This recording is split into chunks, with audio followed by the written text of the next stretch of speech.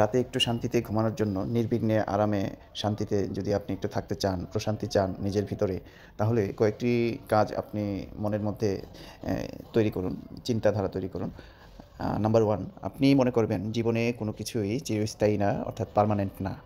এই রিমাইন্ডারটা যখন আপনি বারবার নিজের মধ্যে দিতে থাকবেন, তাহলে দেখবেন নিজের মধ্যে আপনার একটা শান্তি তৈরি হয়ে গেছে। অর্থাৎ আপনার কোনো কিছুর জন্য ওইরকম আকাঙ্ক্ষা থাকবে না। চাওয়া পাওয়ার বা শেষ হওয়ার কোনো এন্ডিং কোনো টাইম থাকবে না।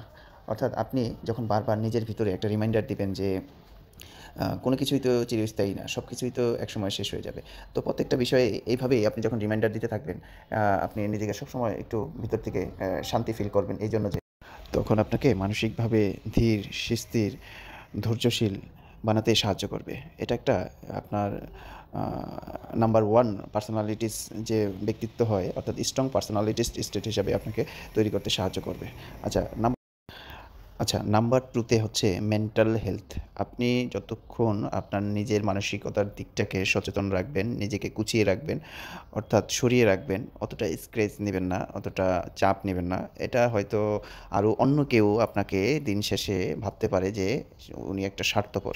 আসলে আপনার নিজেকে গুছিয়ে এবং পরিপূর্ণ রাখতে গেলে আপনাকে এই মেন্টাল যে হেলথের কথা বলা হয়েছে, এটার দিকে নজর দিতেই হবে। মানসিকতা যদি আপনার স্ট্রং না হয়, আপনি কোনো জায়গায় শান্তিতে কাজ করতে পারবেন না। দিন শেষে এটা অনেকে ভাববে আপনার স্বার্থপরতা। কিন্তু আপনি জানবেন এটা হচ্ছে আপনার স্বার্থ সচেতনতা। এটা আপনার অন্যকে কি ভাবলো সেটা নিয়ে যদি আপনি পড়েই থাকেন, তাহলে আপনার কিন্তু মেন্টাল যে হেলথ এটার উপর খুব বেশি প্রেশার পড়বে। আপনি চারদিক থেকে অশান্তি ফিল করবেন। আপনার হচ্ছে মানসিকতা, আপনার কাজকর্ম সবকিছু কিন্তু অগোছালো হয়ে যাবে।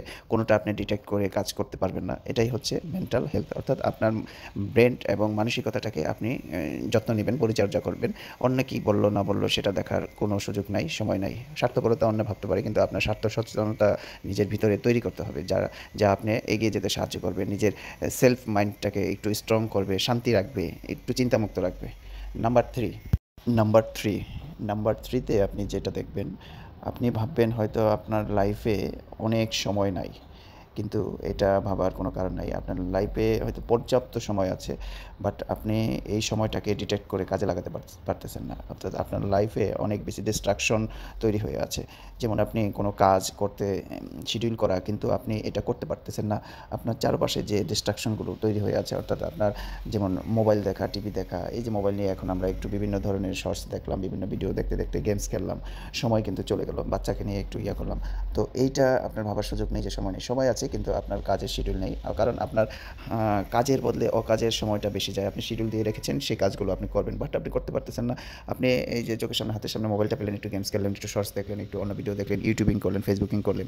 যার জন্য আপনি এটা গুছিয়ে করে উঠতে পারতেছেন না। সুতরাং এই জিনিসগুলো আপনি যখন আপনার এই গণ্ডির মধ্যে নিয়ে আসতে পারবেন, লিমিটের মধ্যে নিয়ে আসতে পারবেন, তাহলে দেখবেন যে অবশ্যই আপনি আপনার কাজগুলো সুন্দরভাবে করতে পারবেন। আপনার হাতে পর্যাপ্ত সময়ও থাকবে, তখন কাজগুলো গুছিয়ে করতে পারবেন।